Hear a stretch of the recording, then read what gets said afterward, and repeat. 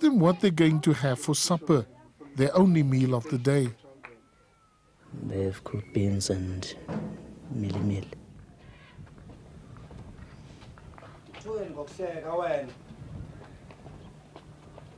It happens a lot because a lot of people die here in this area, I must say. And we as the NGO struggling to get help.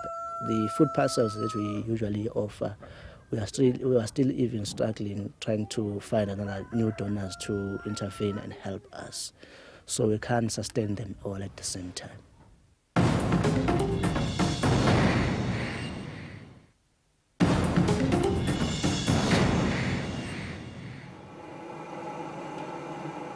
Bafunani returns from the Home Affairs office. She's preparing supper. All she has for the children is samp and beans, leftovers from 2 days ago. Access is an NGO representing more than 1,000 child organizations. They say childcare grants are a lifesaver for many families. The problem is that a significant amount of our children are living in poverty in South Africa. Poverty impacts negatively on the growth and development and the well-being of the child. It means that children go hungry, they can't access adequate nutrition, they can't get access to healthcare and to education.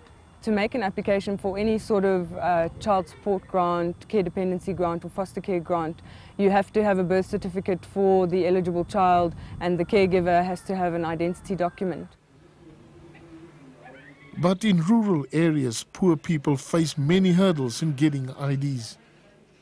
It's very difficult for especially people living in the rural areas to access that kind of documentation because really a lot of the Home Affairs service delivery points are placed very far away from where people live. There's the hidden costs associated with making application for identity documents. So, you know, there may not be a cost for the application, but there's a cost associated with photographs and, as I said, transport.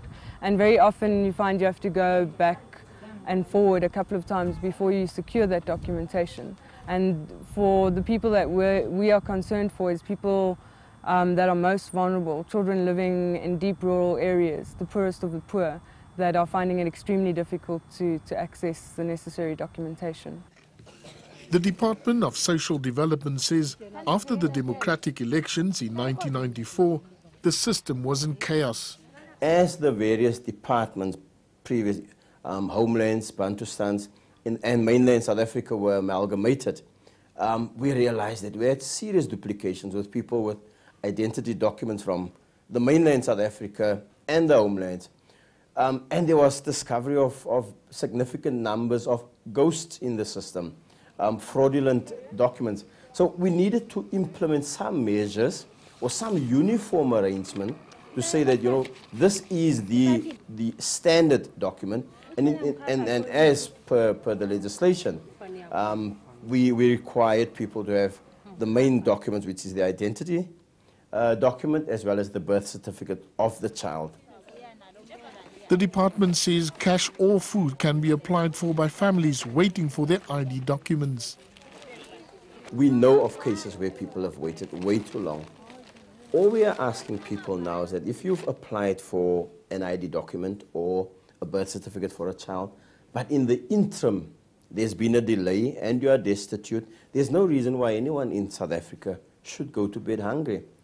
The provisions of social relief of distress are there to make sure that people can access the service from government. We found that there's a lot of discrepancies, there's variation from province to province, and some of our members haven't been able to access social relief of distress at all. Why not? Some have been turned away because they don't have also identity documents, even though we know that the first application for social relief of distress does not require an ID document. In order to offer a reasonable alternate, you know, you have to have a well-functioning system. You know, people need to be made aware of social relief of distress and they need to be able to access it very quickly. There are millions of rands of money available for social relief of distress that is not being demanded or requested by people in the public. And it's important that the message goes out there that government is a caring government and makes this money available, and help is there for families that are destitute. But NGOs are saying instead of a temporary social relief of distress, the government should make child support grants more accessible. Birth certificates and identity documents shouldn't be an obstacle to eligible caregivers and children applying for grants, and should consider alternate proof of identification in that grant application. So affidavits, oaths, etc., in order to verify that application. The department, however, says there's still widespread fraud and corruption in the system.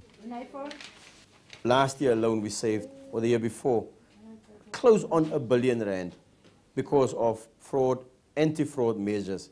Going forward, we would want to keep the system clean, but not at the expense of someone going hungry.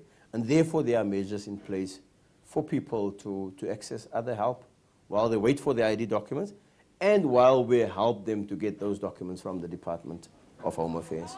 We don't think that the government has made sufficient case to show the link between allowing alternate proof of identification for grant applications and fraud.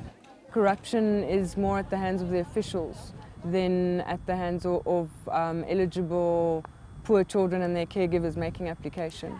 Access also want kids up to the age of 18 to qualify for financial assistance, rather than just up to 14. Children need to be supported all the way up to the age of 18 so that they can remain in school, so that they can receive education and skills training, so that you know that their nutrition is taken care of, their health cares are taken care of, so that we give all children a fair chance. That's all we're asking. Cabinet has tasked the social sector cluster to look at vulnerability of children between 14 and 18 years of age, and then propose a set of measures, not just a child support grant.